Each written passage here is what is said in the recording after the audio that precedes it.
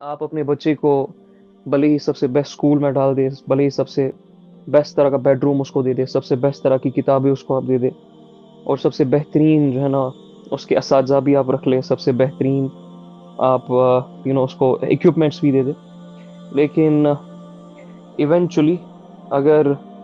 آپ کو پتہ ہی نہیں ہے کہ یہ بچے کی مشین ہے کیا، اس کی ریکوائرمنٹس الگ الگ ایجز میں کیا ہے، اور اللہ کے نبی صلی اللہ علیہ وآلہ وسلم نے صحابہ کو کس طرح سے بیلڈ کیا، جو ینگ صحابہ تھے، اور وہ کس نظریے سے حضور علیہ السلام کو دیکھتے تھے، ان کا عقیدہ کس طرح سے بیلڈ ہوا، ان کا ایمان کس طرح سے بیلڈ ہوا، ان کی ایموشنل انٹیلیجنس اللہ کے نبی صلی اللہ علیہ وآلہ وسلم نے کس طرح سے بیلڈ کی، ان کی کوگنیٹو ایبلٹیز کس طرح سے بیلڈ ہوئی، ان کی ورشپس کس طرح سے اللہ کے نبی صلی اللہ علیہ وسلم بیلڈ کی، تو آپ ہمیشہ جو ہے نا وہ بھٹکتے ہی رہ جاؤ گے، اور پھر آپ کوستے ہی رہ جاؤ گے، وہ بچہ دنیا میں بھی آپ کو کوسے گا، آپ بھی دنیا میں اس بچے کو کوسو گے آگے جا کے، اور آخرت میں تو پھر بات ہی الگ ہے کہ وہ سارے کے سارے بچے، چاہے ہم ٹیچرس ہو، چاہے ہم ٹیوٹرس ہو، ہم گائیڈس ہو، ہم مینٹورس ہو یا پیرنٹس ہو،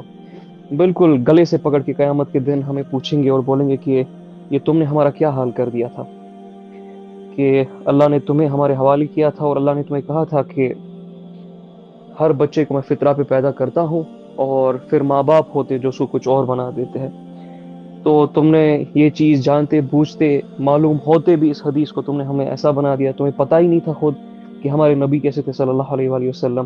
انہوں نے کس طرح سے عبداللہ ابن عباس پروڈیوس کیے، انہوں نے کس طرح سے علی بن ابی طالب جو ہے نا وہ مینیفیسٹ کیے، انہوں نے کس طرح سے حسن اور حسین رضی اللہ عنہم اجمعین کی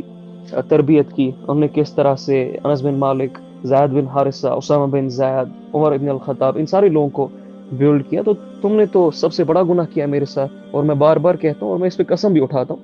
اللہ کی قسم، قیامت کے دن یہ سوال ہوں گے، اور یہ سوال صرف اللہ تعالی ہم سے نہیں کریں گے، یہ سوال ہمارے بچے بھی ہمارے ساتھ کریں گے۔